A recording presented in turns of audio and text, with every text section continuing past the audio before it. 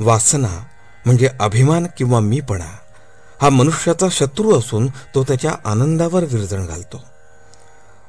वासनेमुळे चित्ताला समाधान नाही हे कळत असून सुद्धा वासनेचा जोर इतका विलक्षण असतो की तो शेवटच्या श्वासापर्यंत जात नाही.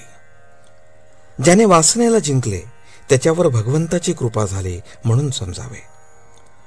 वासनेला जिंकायला भगवंताच्या नामात राहण्यासारखा दुसरा उपाय नाही.